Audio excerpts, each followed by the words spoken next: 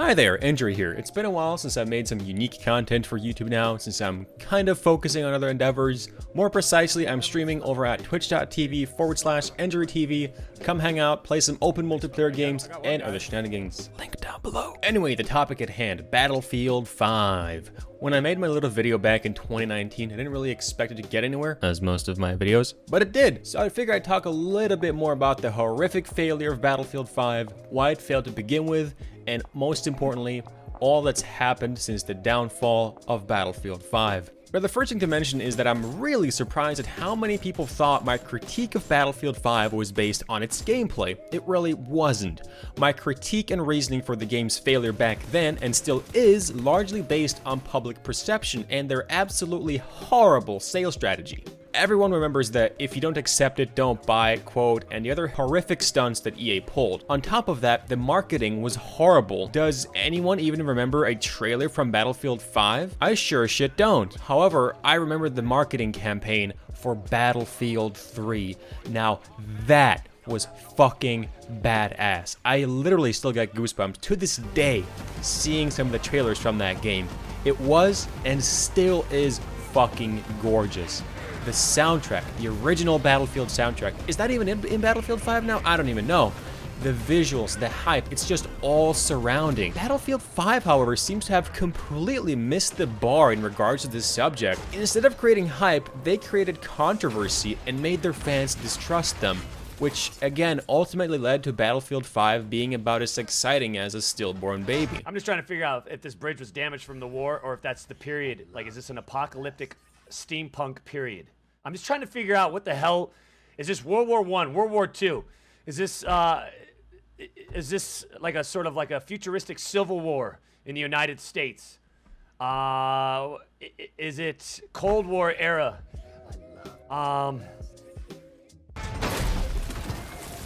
Because I feel like they're just they're running out of ideas. It's World War II? Okay. Which again led to the developments of this final year. But we'll talk more about that a little later. Anyway, one more thing people seem to misunderstand was when I talked about women and historical accuracy in my video. This wasn't really a major point, more of a pet peeve that annoyed me, but to be fair, I'm not really super experienced with these kinds of videos, so my articulation probably wasn't that good. I think I speak for most Battlefield fans when I say that I really wouldn't have minded any female characters in a World War II setting as long as they're done vaguely tastefully. But it wasn't. It was more a in-your-face versus, hey, let's show some really badass female characters from World War II. Maybe some of the really dank snipers on the Eastern Front.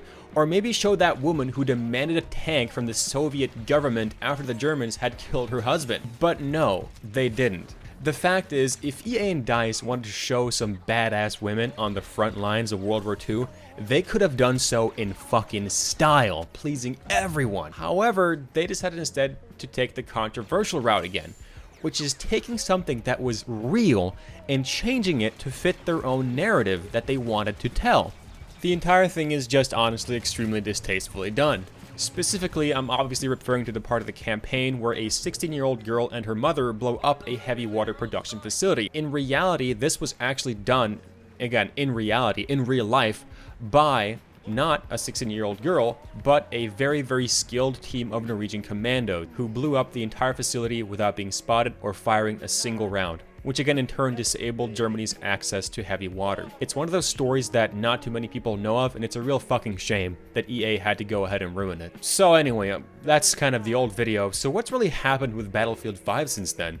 Well, if you don't stay up to date, EA and DICE finally decided to pull the plug on the entire project, sparking major uproar and controversy in the few players that still remain in the game. But it turns out that a majority of the players not only hated the way EA and DICE had treated them, but also hated the gameplay. People mostly complained about the lack of a rush mode, the decreased time to die, not being able to spot enemies in the same way anymore, too many snipers, poor maps, on top of a campaign that was horribly unpolished, on top of the aforementioned removal of Norwegian commandos. If you guys would like to hear more about that topic in particular, check out my previous video on the subject. Link down below. What I thought was really interesting was that I even had some old comments like I responded to, like this one, where the commenter responded a short while later that he now, 10 months later, really hated the game due to its extreme lack of content and the diminishing player base. Not to mention the extremely anticipated Eastern Front DLC, which we'll never see because they canceled the entire project. But hey, at least we got Tom Cruise, right?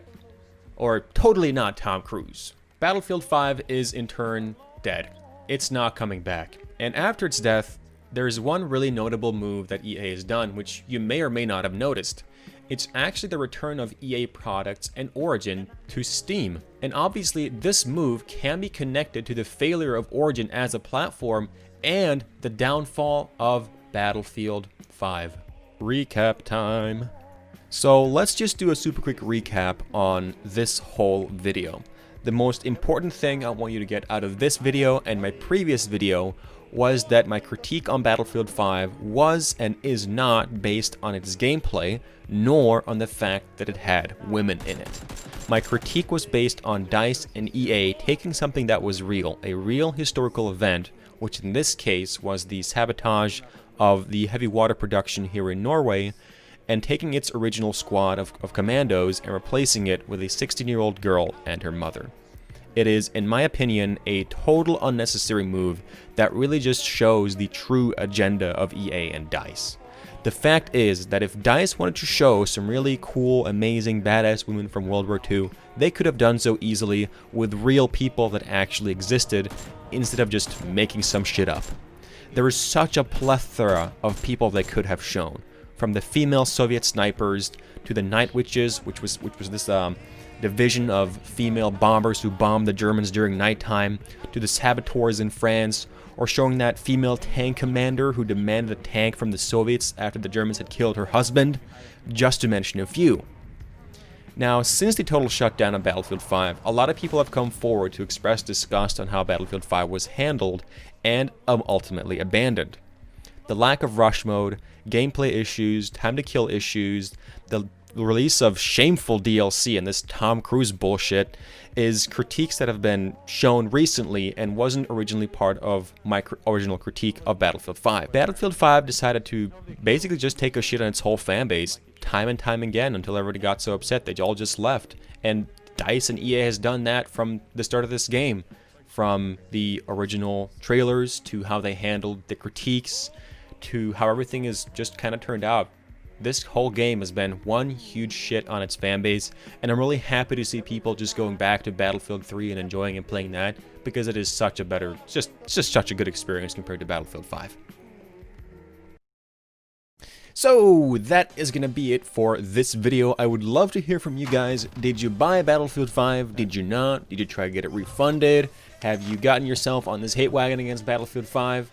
All that kind of stuff. Please talk to me about it. I'd love to have a calm, rational discussion with you guys. I've had a lot of fun with talking to some of you guys over in the comment section on the other video. So let's spark it and let's make a good comment section in this one as well. And as always, I want to send a huge thanks to my boys over on Twitch, Daniel, Invert Iv, HJ Freeze, Sharky, Constantinus, Nikolai, WePro, and Cowell LSD for your fantastic financial contributions to my Twitch, to this channel, and to everything that we do. Thank you very, very much. If you guys haven't yet, check out my Twitch. You can find the link to that down below. I'll be streaming right after this video is released.